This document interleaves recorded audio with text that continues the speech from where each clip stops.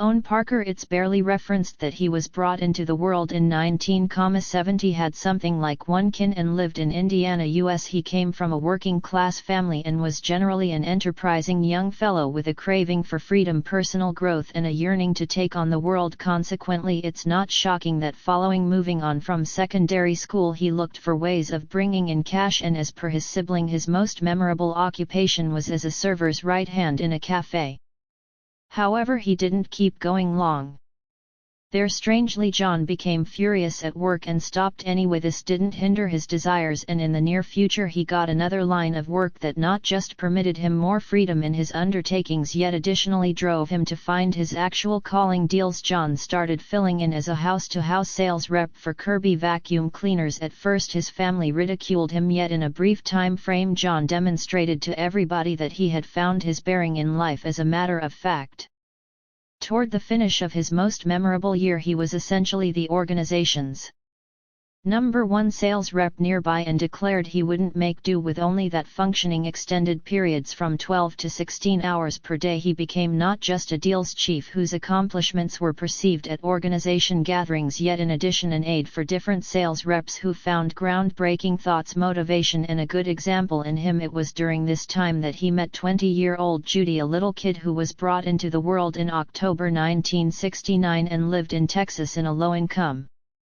group of 3 youngsters. She was exceptionally cordial, and despite the fact that John was not hoping to enlist more sales reps at the time, Judy persuaded him that she was the most incredible in the deals field. Regardless of her young age, she was not a modest young lady. As a matter of fact, she was a completely developed lady who, with her folks' assent, had hitched at 14 and was separated with 2 kids, Christina and Daniel Hicks. When she met John, John chose to allow this decided candidate an opportunity and turned into her tutor in vacuum cleaner deals. Judy not just procured a spot in the deals force drove by John, yet in addition won the core of her chief, and in a little while they left on a close connection. John's life could never have been exceptional. He had a very much procured standing as a great sales rep and mentor, and furthermore had Judy's help throughout everyday life and work with these establishments. He chose to go into business in Michigan, turning into a deals and administration administrator for Kirby vacuum cleaners. He likewise offered instructional meetings for sales reps, passing on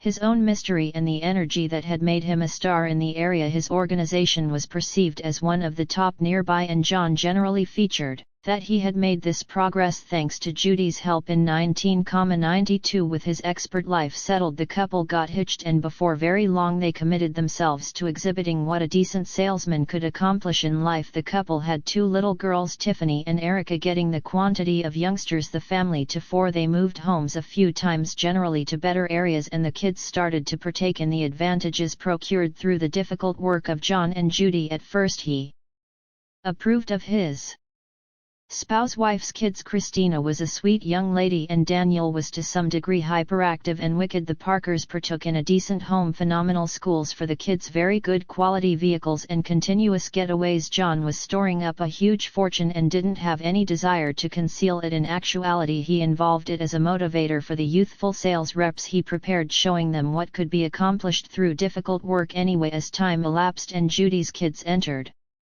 their teen years, issues started. Christina's decision of companions was horrible, as she picked those with the most terrible way of behaving and taken part in drinking with them. Purportedly, as per a few sources, she likewise utilized sedates. In the meantime, 13-year-old Daniel was not on a decent way either, and appeared to be irate and inadequately went with constantly. On one event, while with a gathering of companions, Daniel took John's vehicle and cruised all over the area, obliterating a significant number of the letterbox posts. The following day, John went from one house to another, paying the proprietors for the harm caused to keep them from revealing the kid to the police. Close to this time, John was likewise called to his stepson's school to get a protest about the kid's terrible conduct. Apparently on this event, John wound up raising a ruckus around town, which obviously created pressure in the connection relationship. Following 9 years together, Judy at long last took her family to Texas so they could see the unassuming spot where she had grown up, meet one of her siblings who actually resided there. During this outing, Judy griped to her sibling that her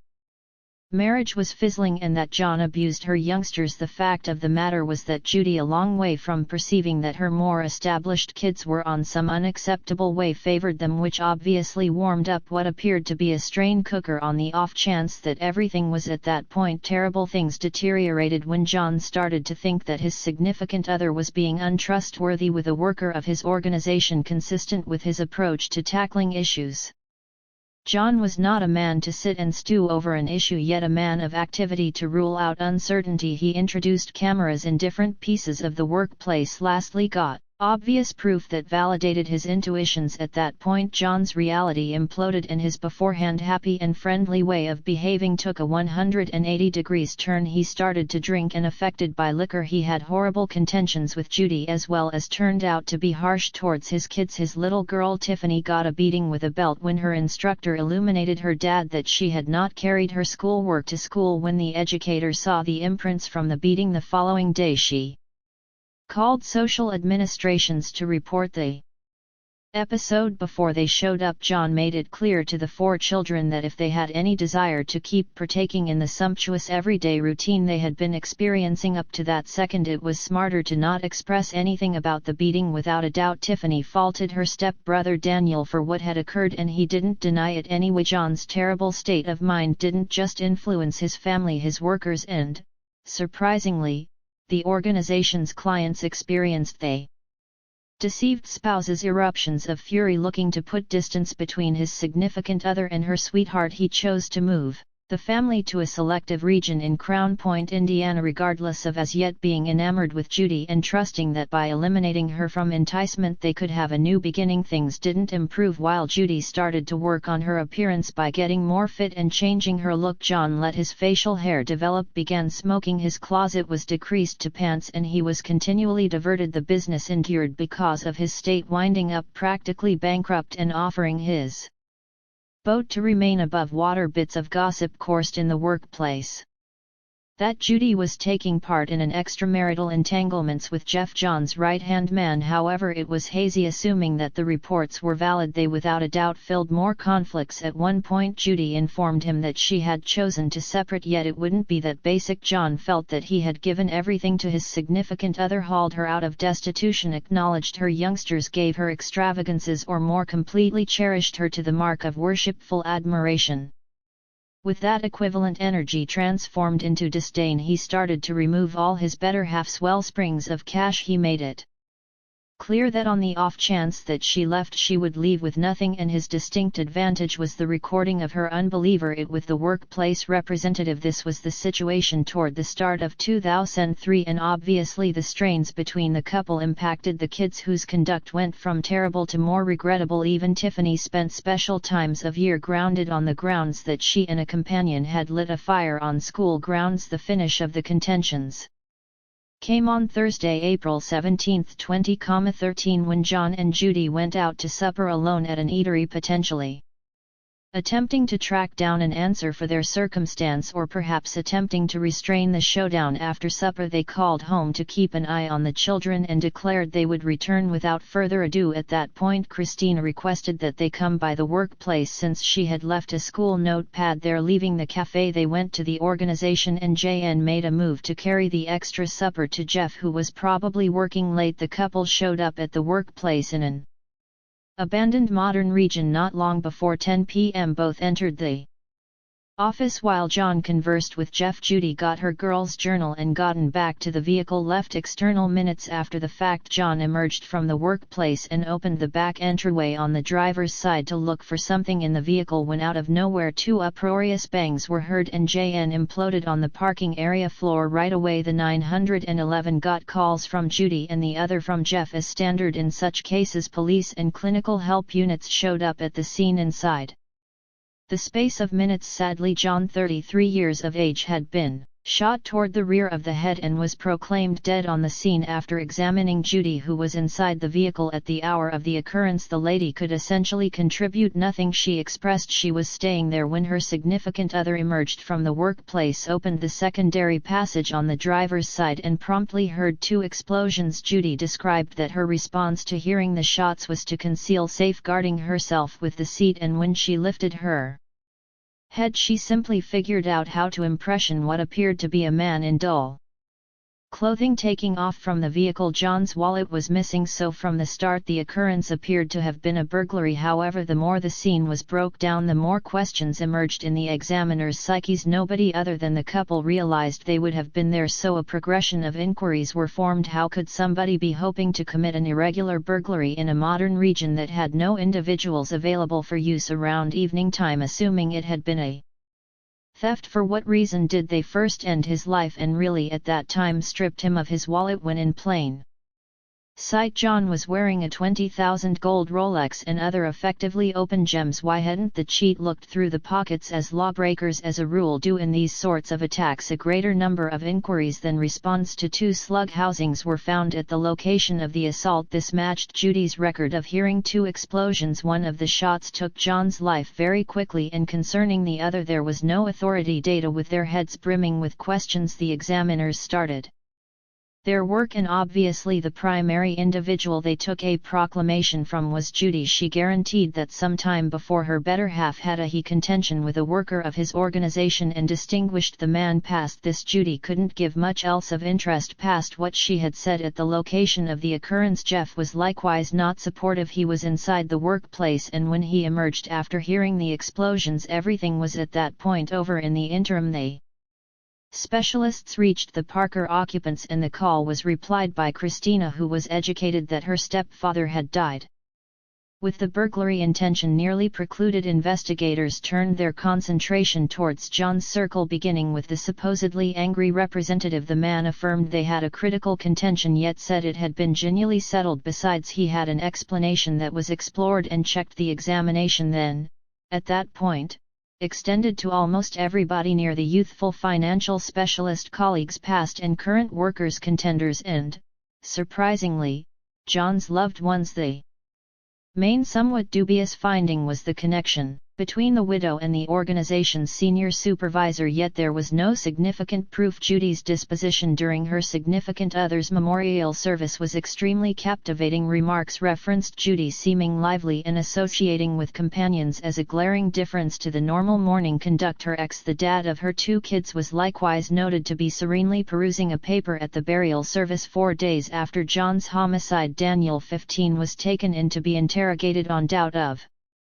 contribution. This doubt depended on an occurrence a half-year earlier where police were cautioned by gangsters that Daniel had paid them to kill his stepfather John, despite the fact that they said they never planned to finish and had just kept the cash. The police to the story impossible taking the cash and recording a report without obvious further activity anyway. Given John's possible homicide, examiners returned to Daniel's expected contribution. Under cross-examination, Daniel admitted to paying people to hurt John, meaning not to kill, however to harm him, like breaking his legs. Regardless of keeping one of the young Daniel supposedly haggled with, he was delivered because of a strong plausible excuse confirmed by the examination. Daniel was delivered following 9 days because of absence of significant proof and his minor status. Later it was uncovered that John generally disliked Judy's kids, prompting more examination concerning Daniel and exposing doubts about Judy's little girl Christina, 17. Christina denied all that when addressed, and like before, the claimed plan turned into dead end given that the 2 teens held on to shown a craving to kill John. Specialists pondered where the cash for these plans was coming from, thinking Judy as the main conceivable source. Further requests uncovered that the connection between the couple had essentially decayed before John's passing, with no less than one of Judy's undertakings becoming exposed anyway. Sources demonstrated that John in no way wanted to leave his better half and was looking for ways of rescuing the relationship. The essential rationale in Judy to focus on her significant other gave off an impression of being monetary, with analysts finding John had 2 life coverage arrangements adding up to $1 million. Judy had endeavored to guarantee this cash after her better half's passing, yet the insurance agency at first would not pay, referring to the continuous examination concerning his demise. The installment was additionally muddled by John's dad, who thought Judy's contribution in his child's death. In spite of these leads, the case at last slowed down with just conditional proof accessible. Life continued on, yet tremendous changes happened inside the Parker family. Judy was barely at any point home, obviously occupied with her new accomplice Jeff, John's believed supervisor. In her non-attendance, the more seasoned kin dealt with their more youthful relatives Tiffany and Erica. Months after the fact, Judy and Jeff chose to move out of state with J's more youthful little girls, while Daniel went to reside with his organic dad. Christina stayed in the house, now pregnant and with a sweetheart. However, the examination had reached a stopping point. Specialists kept the case open, routinely returning to the records in order to find something significant. Their perseverance paid off. While following another lead, they grilled a few classmates of Christina and Daniel who owned up to selling them a gun. This data drove investigators to explore a piece of family-owned land utilized by Christina for shooting training. After reviewing the region, specialists to be sure found a few shot housings. These discoveries were examined in research centers and a critical hint was found: the slug housings coordinated those from John's crime location in 2007. Extra data arose through a partner, an opiates official who had been following Christina's ex-boyfriend engaged with a medication case and captured looking for mercy for his situation. The ex unveiled a discussion with Judy in which she referenced that it was her child Daniel who had discharged the shot that took John's life. Faced with this data, 21-year-old Christina, connected to the weapon utilized in the wrongdoing, immediately started to talk. She owned up to buying the weapon and calling her folks the evening of the episode, requesting that they come by the workplace under the misrepresentation of getting failed to remember schoolwork. She admitted to being important for an arrangement to kill John, with her sibling Daniel assigned as the shooter. When 19-year-old Daniel was found and kept in Arizona, he was given the new ballistics proof and his sister's record. He promptly conceded aid to being the person who shot JN, however guaranteed that Judy, their mom, was the genius behind the plot. Daniel revealed that Judy had produced organization checks to assemble the vital assets to employ assassins to kill JN. The sum taken was purportedly $7,500 anyway. When the underlying arrangement fell through in light of the fact that the recruited people took the cash without finishing the task, Judy supposedly trained them to buy the weapon for her child to use. Rather, besides, Daniel uncovered it was Judy's plan to make the affection for going out that evening by settling on the decision about the schoolwork. He expressed he shot John once in the head and the subsequent shot was a unintentional release. While he was rifling through John's pocket for his wallet, adhering to his mom's directions, he was likewise told to get back without cautioning his more youthful sisters, an undertaking worked with by Christina, who kept the young ladies busy with TV. The kin guaranteed their mom had persuaded them to carry out the wrongdoing by charging they were survivors of maltreatment by John and promising them a superior existence with additional cash and opportunity. It was additionally uncovered that this was not Judy's most memorable endeavor to kill her significant other. She had recently attempted to harm his food, driving just to a short hospitalization for John, assuming some pretense of food contamination. Toward the finish of 2007, Christina and Daniel were officially accused of homicide and scheme. Christina argued not liable to the connivance charge and was delivered on bail a while later. In WAC 2008, Daniel, then 20 years of age, conceded to a trick charge to kill his stepfather and made an arrangement to concede his responsibility and embroil his mom in the wrongdoing.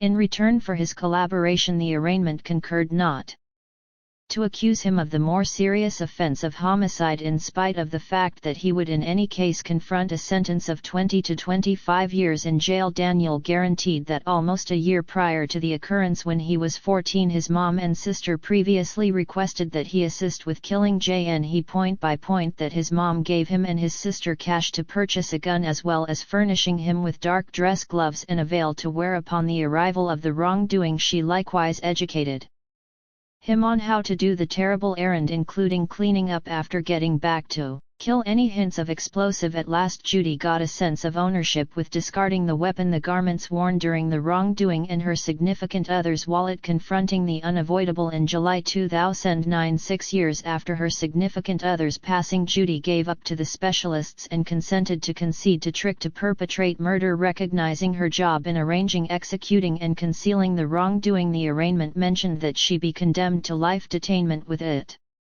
least 28 years and a limit of 35 years. Judy, approaching 40, was condemned to 33 years in jail in late August 2009. The next month Daniel was condemned to 23 years, and toward the beginning of October Christina, who in the long run confessed to helping a lawbreaker, got a 5-year sentence. Press reports demonstrate that Daniel was delivered in 2017 subsequent to partaking locally progress court program and decided to carry on with a low-profile life from there on. Christina carried out 4 years of her punishment and was delivered in 2013, yet unfortunately she passed on from a medication glut not long after her yet again discharge. This case is set apart by voracity. Regardless of Judy's troublesome early life and later achievement, her voracious longing for more drove her to perpetrate shocking wrongdoings. Tragically, her activities obliterated an effective business visionary as well as significantly influenced her 4 youngsters, driving 2 to jail and leaving the more youthful ones without their dad and mom.